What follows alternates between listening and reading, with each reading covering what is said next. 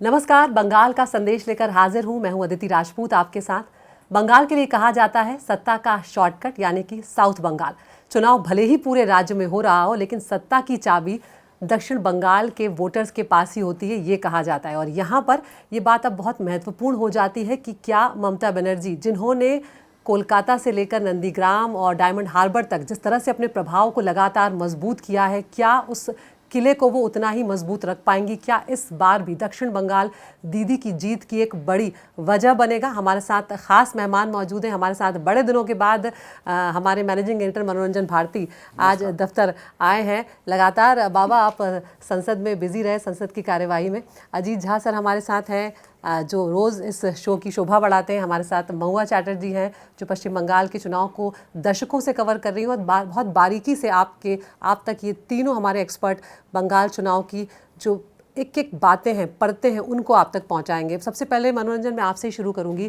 क्या दीदी का जो दक्षिण बंगाल का किला है अभी भी अभेद्य है? निश्चित रूप से देखिए, यदि आप पैटर्न देखते हैं तो बीजेपी कंसंट्रेट करती है ऊपर के हिस्से में, जो जिसको हम पूर्वी बंगाल कहते हैं, और उसको लेकर के बहुत सारी बातें कही जा रही है कि क्या इस चुनाव के बाद वो पूर्वी बंगाल का हिस्सा रहेगा या नहीं रहेगा। ये सब चीज़ आने वाले दिनों में आपको बहुत सारी चीज़ देखने को मिलेगी। बहरहाल कंसंट्रेट करते हैं कि मेनली देखिए डेंसली पॉपुलेटेड इलाका है। यदि दो इलाकों को आप केवल वो कर लेना, कलकत्ता और उसके आसपास के इलाके, हावड़ा, ये सब मिला के ना इतनी सारी सीटें आती है कि इलेक्शन वहीं पे डिसाइड हो जाता है। और इस बार भी इलेक्शन वहीं पे डिसाइड होगा। अब सबसे बड़ी बात क्या है, वहाँ पे मुद्दे क्या हैं, जैसे हम डिस्कस कर चुके हैं। एसआईआर मुद्दा है कि नहीं, मैं मानता हूँ एसआईआर बहुत बड़ा मुद्दा है, दोनों पार्टियों के लिए मुद्दा है, लेकिन उसके अलावा भी बहुत बड़ा मुद्दा है। अभी आप देख रहे हैं बीजेपी के कैंडिडेट हाथ में मछली लेके चल रहे हैं भाई साहब, मतलब क्या हालत है यार चुनाव प्रचार की। मछली लेके घूम रहा है, वो खाना खा रहा है, मछली लेके फोटो खिंचा रहा है, दिखा रहे हैं कि हम मछली खा रहे हैं, मंडा खा रहे हैं। तो इसका मतलब क्या है? ममता बनर्जी ने क्या कर दिया? ममता बनर्जी खेला को पलट दिया। पिछले चुनाव में मैं गया था, वो खेला होवे करके एक लड़का गया था, अभी जा रहा हूँ 2-4 दिन के बाद जाऊंगा, उस लड़का को टिकट भी दे दिया गया है। जिस लड़का ने खेला होवे गाना गाया था ना, अच्छा, उसको टिकट भी दिया गया। अभी उससे जाके इस बार भी मिल के आऊंगा। तो वो जो चुनाव में किस ढंग से चुनाव लड़ा जाता है, देखिए ममता बनर्जी के कैरेक्टर को आप एनालाइज कीजिए। मैं तो बहुत सालों से देख रहा हूँ ना, जब कांग्रेस में थी उस तक, वहाँ से देख रहा हूँ उनके और दास मुंशी के झगड़े से लेकर के अभी तक मैं देख रहा हूँ। सीताराम केसरी के समय कैसे जाके गुस्सा होकर उन्होंने पार्टी छोड़ी, कैसे संगमा साहब, मुझे याद है, चेयर लोकसभा अध्यक्ष की कुर्सी पे बैठे हुए थे, सॉल फेंक कर चली गई थी। तो वहां से लेकर के लेफ्ट से लड़ते लड़ते लड़ते अब तो 77 ईयर की हो गई हैं, लेकिन अभी भी जो उनमें जज्बा है वो कम नहीं हुआ है। इसलिए वो अंतिम 71, जो भी होगा 70 प्लस है, 70 प्लस है, माफ कीजिएगा, तो 70 प्लस हो गई हैं। तो उसके बाद भी अभी भी उसी जज्बे से लड़ रही है, जो कि आज से करीब 40 साल पहले वो लड़ती थी। और जो उनका जो शहीदी दिवस होता है, इन सबको जरा दर्शक को मैं कहूँगा वो थोड़ा इतिहास भी पढ़ ले तो ज़्यादा अच्छा रहेगा। हमारे पास उतना वक्त नहीं है, लेकिन ये इलेक्शन जो है मेक एंड ब्रेक इलेक्शन है ममता बनर्जी के लिए। ठीक है। और मैं साथ में ये भी कहूँगा, ये इलेक्शन बीजेपी के लिए भी मेक और ब्रेक है, दोनों पूरे जोर लगाने वाले हैं। बिल्कुल। अजीत जी, आपको भी यही लग रहा है जो बात मनोरंजन कह रहे हैं कि मेक और ब्रेक की स्थिति है इस वक्त? मैं अदिति, क्योंकि मैं हमेशा इलेक्शन डेटा पर काम करता हूँ, थोड़ा आंकड़े दे देता हूँ। हाँ, 2021 का बंगाल 4 भाग में डिवाइड करते हैं हम लोग समझने के लिए। तो जो दक्षिण का 2 इलाका है, एक को या तो कोलकाता कहा जाता है, जहां पर करीब करीब 109 सीट है, या तो उसको कहा जाता है प्रेसिडेंसी, कोलकाता प्रेसिडेंसी बोला जाता है उसको। तो उसमें करीब 109 सीट है, जिसमें से तृणमूल पिछले बार 99 सीट जीती थी। ठीक है। और भाजपा सिर्फ 9 सीट। तो ये गढ़ है ममता बिल्कुल का, ठीक है ना। और अब इस बार जो है बहुत जोर से बीजेपी लगी हुई है इसमें पेनिट्रेट करने के लिए। कुछ लोगों से, भाजपा लीडर से जिनसे मैंने बात किया, तो उन्होंने कहा कि पिछले बार सीट का जो वितरण हुआ था भाजपा का, वो लास्ट मिनट हुआ था और वो गलत सीट गलत लोगों को मिल गया था। तो इस बार उन्होंने चयन अच्छा किया है, पर अब देखते हैं कि 9 से कितना आगे बढ़ेंगे। अच्छा, उसके बाद जो दूसरा बड़ा इलाका है साउथ बंगाल का, उसका नाम है सेंट्रल बंगाल। उसमें करीब 75 सीट है। उसमें तृणमूल 60 सीट जीती थी, भाजपा 15। ठीक है। तो ये मेन गढ़ हो गया। अब आइए दो और रीजन, मेदिनीपुर जो एकदम दक्षिण है, जी। इसको पोस्टर्स हम लोग कहते हैं डीप साउथ, तो वहां पे 56 सीट है। उसमें जो है 33 सीट तृणमूल जीती थी, पर 23 सीट भाजपा जीता था। ठीक उसका है। मेन कारण कहते हैं कि शुभेंदु अधिकारी ये वहीं के हैं जी। बेसिकली। और उसके बाद हमने अलग से बात किया उत्तर के बारे में, जहाँ 75 सीट है, तृणमूल करीब वहां पर सॉरी हाँ नॉर्थ बंगाल 23 सीट तृणमूल जीती थी, वहां भाजपा 30 सीट जीत गई थी। मैंने गलती किया, 54 सीट वहां। ठीक है। तो इससे अंदाज लग रहा है कि मेन जो गढ़ है वो सेंट्रल बंगाल है, और सेंट्रल बंगाल वो इलाका है जहां मैं घूमा था। वहां पर जो बॉर्डर इलाका है, जो बॉर्डर करता है बिहार झारखंड को, उस इलाके में भाजपा पेनिट्रेट की है via the non Bengali vote. ठीक है। और यदि आप बांग्लादेश की तरफ जाएं, नदिया वगैरह जहां से महुआ मोइत्रा आती हैं, तो उस इलाके में काफी स्ट्रांग है तृणमूल। ठीक है। और कलकत्ता का मैंने बात किया कि कलकत्ता जो है इनका मेन गढ़ है। इसको यदि रेप्लिकेट कर पाए तृणमूल, तो तृणमूल सेफ ग्राउंड पर होगी। ठीक है। महुआ, यहाँ पर जो बात अजीत जी कह रहे हैं, और हमने जब हम नॉर्थ बंगाल की बात कर रहे थे तब हम देख भी रहे थे कि ममता बनर्जी ने नॉर्थ बंगाल, जो कि बीजेपी का गढ़ माना जाता है, वहाँ से शुरुआत की, और अभिषेक बनर्जी जो हैं उन्होंने साउथ बंगाल की कमान जो है वो संभाली हुई है। किस तरह से ममता बनर्जी इस बार अपनी स्ट्रैटेजी को चला रही है? क्या वेलफेयर पॉलिटिक्स का वो सहारा ले रही हैं, या अभी भी आइडेंटिटी की जो पॉलिटिक्स होती है वो यहाँ पर हावी है?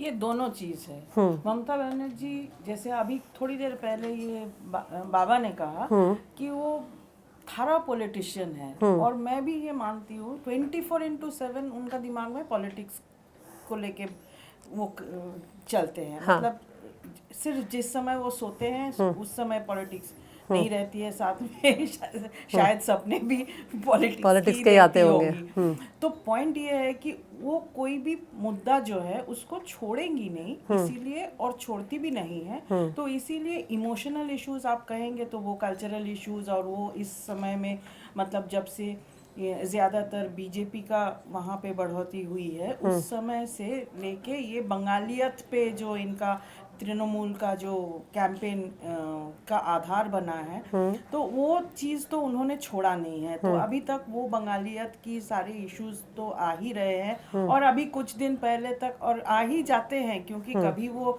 वंदे मातरम होता है, तो कभी बंकिम चंद्र होता है, तो कभी विद्यासागर का मूर्ति तोड़ा गया था। तो ये सारे जो एक एक चीज होती रहती है इलेक्शन के आगे पीछे, तो ये सारा मुद्दा भी ये बंगालियत इशू को आगे रखने के लिए उनके लिए अच्छा है, तृणमूल के लिए वो अपने आप, और बाकी दूसरे जो उससे नहीं सहमत नहीं होते हैं उसको वो बाहरी का टैग लगा देते हैं। और दूसरी बात जो आप कह रहे हैं, दूसरा पॉइंट जो ये है कि आई मीन ये कल्चरल इश्यूज छोड़ के बाकी हार्डकोर पॉलिटिक्स जो है वहाँ पे, वो तो क्योंकि वो 24/7 पॉलिटिशियन है, वो उनको मालूम है अपना गढ़ किस तरह से रखना है। तो उस हिसाब से वो आप जो भी स्कीम्स बोले, वो लक्ष्मी भंडार या सबुज साथी या स्वास्थ्य साथी and all those schemes, state run schemes for development, for social development, वो तो लगातार जारी है। उनमें सारा आपको सारे में पैसे थोड़ा थोड़ा ही हो लेकिन बढ़ा दिए हैं। ठीक है। अब इसको और अगर हम थोड़ा सा, ठीक है, अब इसको हम थोड़ा सा और अगर तोड़ें तो बाबा यहाँ पर 25 से 35% के आसपास जो उनसे प्लस वाले जो मुस्लिम वाले इलाके हैं, अगर आबादी की बात की जाए दक्षिण बंगाल में, तो वो ज़्यादातर इंटैक्ट रहा है ममता बनर्जी के साथ। क्या इस बार भी वो कंसोलिडेटेड होकर वोट करेंगे, या कांग्रेस पार्टी जिस तरह की कोशिश करती हुई नजर आ रही है, कहीं कुछ बढ़ सकता है मामला? देखिए, चुनाव है तो आप, बीजेपी के पास सब कुछ है, मतलब आप समझ सकते हैं कि बीजेपी से लड़ना कोई आसान नहीं है यदि आप रिसोर्सेज की बात करें। और जैसा मैंने कहा, बीजेपी के लिए भी ये मेक एंड ब्रेक है। जैसे अजीत सर ने कहा, तो मैं एक आंकड़े में भी दे देता हूँ। अजीत सर ने भी कुछ आंकड़े दिए हैं। अब हमारे पास सबसे लेटेस्ट आंकड़ा क्या है? हमारे पास सबसे लेटेस्ट आंकड़ा है 2024 का लोकसभा चुनाव।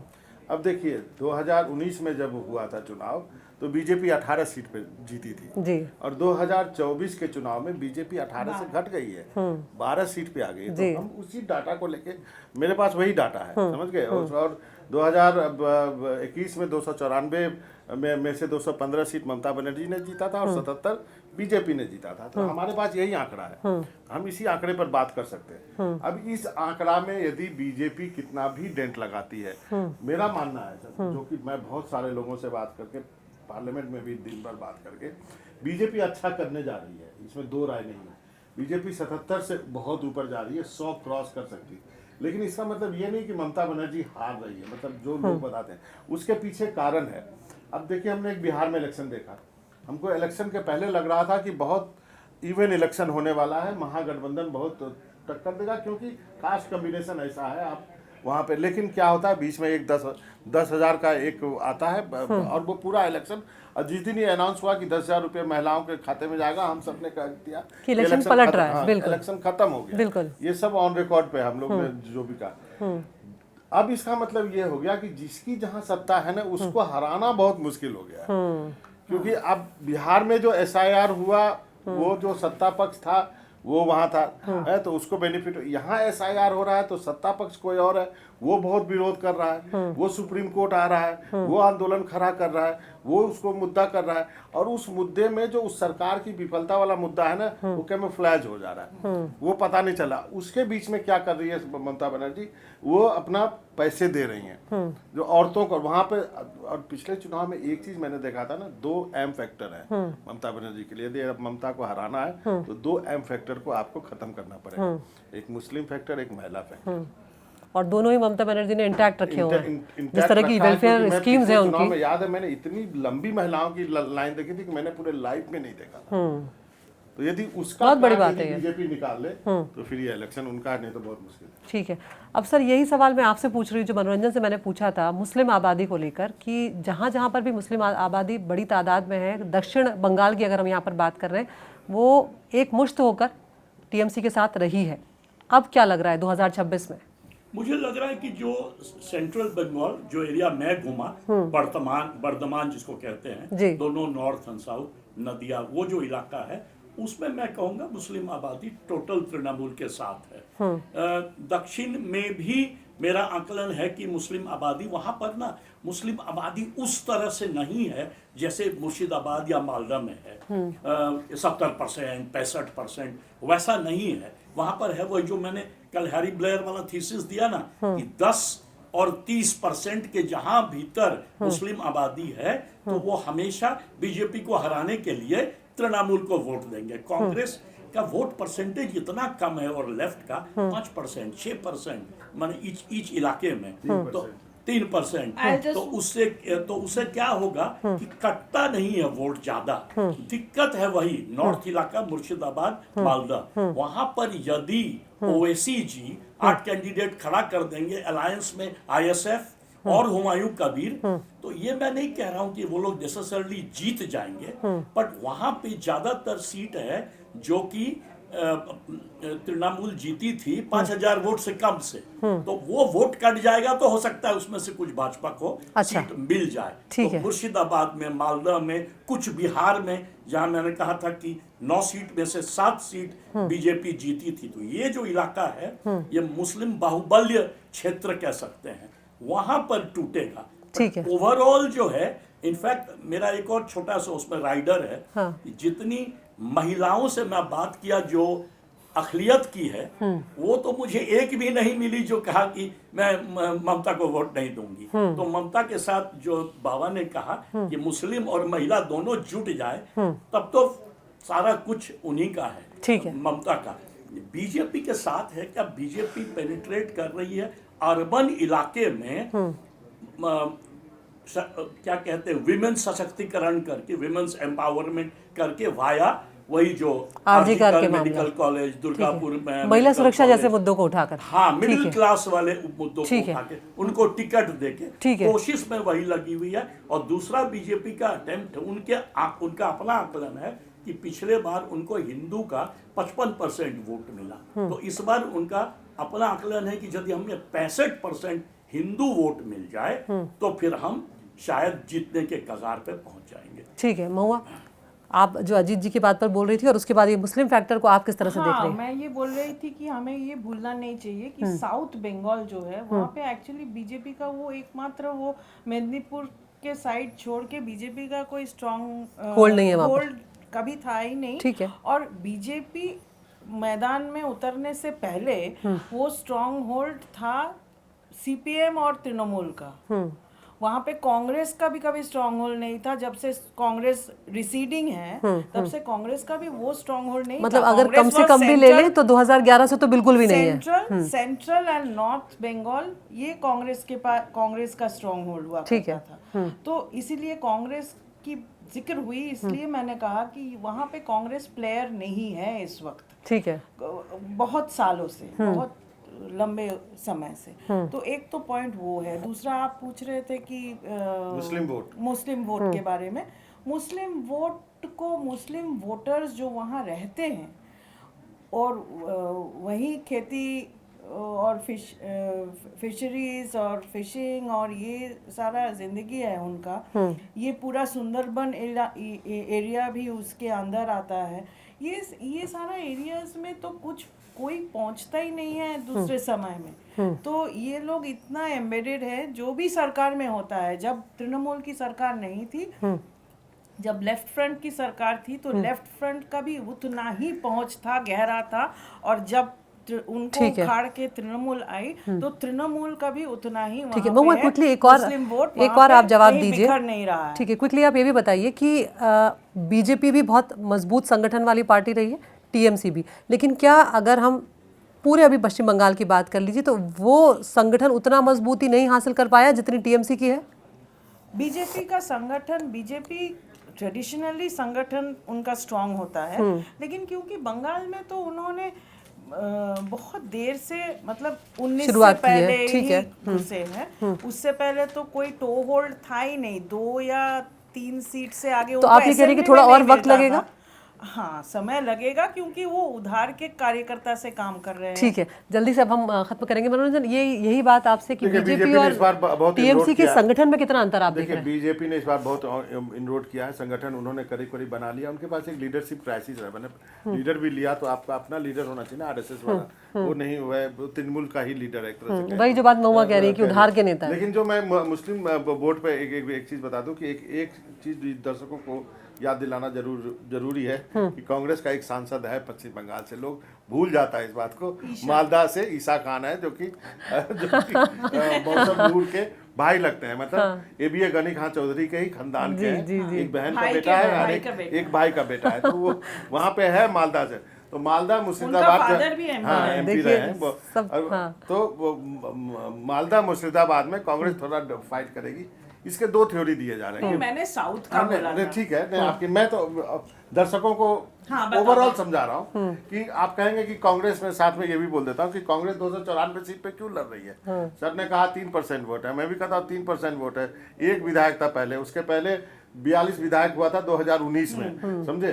तो लेकिन कांग्रेस रणनीति के तहत लड़ रही है। एक तो वो लड़ेगी तो एंटी इनकम्बेंसी वोट बटेगा, वो अल्टीमेटली ममता को फायदा करेगा। ममता विरोधी वोट हम हैं और आप हैं, और यदि एक और आ जाए ममता विरोधी तो उसको भी वोट मिलेगा, बीजेपी को भी मिलेगा, थोड़ा कांग्रेस को भी मिलेगा। तो बीजेपी का वोट कम हो सकता है। लेकिन इसका फ्लिप साइड है, यदि राहुल गांधी घूम गए वहां पे बंगाल में, यदि प्रचार कर दिया जो कि ममता बनर्जी कभी नहीं चाहेगी, तो फिर मुस्लिम वोट में डेंट लग सकता है, जिसके लिए ओवैसी साहब पहले से वहां मौजूद हैं। तो क्या ओवैसी साहब इस बार बंगाल में भी सीमांचल कर देंगे, ये हमें मालूम नहीं। क्योंकि बंगाल का मुसलमान और बाकी देश के मुसलमानों में बड़ा अंतर है। वो लुंगी पहनता है, वो मछली खाता है, वो उर्दू नहीं बोलता है, वो बांग्ला बोलता है। तो बड़ा क्राइसिस है भाई साहब। वहाँ पर जो बाहर का लीडर जाएगा ना, उसको, और पॉलिटिकली बहुत अवेयर भी है ये सब। अवेयर है, तो ये बड़ा इसलिए कहना कि बहुत मजेदार इलेक्शन। ठीक है, आप इस पॉइंट को आप आखिरी पॉइंट मान के अपना फाइनल कमेंट दे दीजिए। एक छोटा सा चीज मैं ये कहना चाहता हूँ कि बीजेपी सेंट्रल बंगाल में गायब नहीं है। पिछले बार भी 15 सीट जीता, याद रखिएगा। 20% होता है 75 का। तो उसके पास सेंट्रल बंगाल में, जहां पर मैंने कहा कि नॉन बांग्ला पॉपुलेशन बहुत ज्यादा है, स्पेशली जैसे रानीगंज है 50% मारवाड़ी वोटर है, गुजराती वोटर है, उसके बाद पंजाबी वोटर, लेबर जितना है सारा इसको दुर्गापुर इस सब में सब है, यूपी और बिहार का। उनके बीच आप जाइएगा तो दे आर, मैं कहूंगा मेजॉरिटी है भाजपा के साथ। नहीं, Hindi speaking sir, Hindi Hindi speaking जितना है हाँ। उसको तो मान के चलना चाहिए, वो बीजेपी का वोट करेगा। उसी के काटने के लिए तो कीर्ति आजाद और शत्रुघ्न सिन्हा को लाया गया था, सही बात है। बट इंटरेस्टिंगली वही मारवाड़ी बड़ा बाजार का जो है वो तृणमूल को वोट देता है, वो जो है अपने आप को बंगाली ही मानता है। तो मतलब काफी सटल होता है इस मामले में कहने के लिए। और दूसरी बात मैं ये कहूंगा कि जो मुसलमान वोटर है ना, उसमें एक बहुत बड़ा डिस्टिंक्शन है, उर्दू स्पीकिंग है कि बांग्ला स्पीकिंग है। जो बांग्ला स्पीकिंग है ना वो तृणमूल के साथ ज्यादा है, या तो हुमायूं कबीर के साथ। ठीक है। और जो उर्दू स्पीकिंग है उसको जो है ये अट्रैक्ट कर सकते हैं ओवैसी जी। और कांग्रेस ऐसे कहिएगा एवरेज जो बाबा ने कहा 3%, पर कांग्रेस 5 के ऊपर 5+ % वोट है सेंट्रल बंगाल में, और लेफ्ट जो है 6% है। पैराडॉक्स ये है कि लेफ्ट 6% वहां है, बाकी जगह भी उसका परसेंटेज वोट नॉर्थ बंगाल में करीब 5% है लेफ्ट, पर उसका सीट नहीं जीता है, वो कन्वर्ट नहीं कर पाया है। बट लेफ्ट के पास परसेंटेज वोट कांग्रेस से अधिक है। तो ये जो बड़ा ही तो बहुत सारे फैक्टर्स हैं, अरिथमेटिक है वहां जी पर। ठीक है। तो इसका मतलब जितना वोट कटेगा ना, अपोजिशन का वोट बटेगा, लेफ्ट में भी बटेगा, बीजेपी में भी जाएगा, कांग्रेस में भी जाएगा। ठीक है, तो अब सब टेक्निकली 4 कॉर्नर फाइट है, 2% Technically, 4 कॉर्नर फाइट लग रहा है ऐसा आपको? हाँ, नहीं 4 कॉर्नर फाइट है ऑन द ग्राउंड। ठीक है। लेफ्ट भी लड़ रहा है सारे सीट में, कांग्रेस भी लड़ रही है, उम्मीदवार दिया हुआ है, कांग्रेस भी है, बीजेपी है, तृणमूल है। और ठीक ऊपर है। से कटुआ फैक्टर जो है in this case Owaisi and Humayun Kabir. It is limited region. ठीक है। I'm saying state wise. तो अब सवाल यही है कि कौन जीतेगा, लेकिन सवाल इसमें ज़्यादा बड़ा ये भी हो जाता है कि क्या दक्षिण बंगाल एक बार फिर से ममता बनर्जी के साथ खड़ा हुआ नजर आएगा या राजनीतिक हवा बदलने वाली है। इसके लिए थोड़ा इंतजार हमें करना होगा। बंगाल का संदेश में इतना ही। नमस्कार।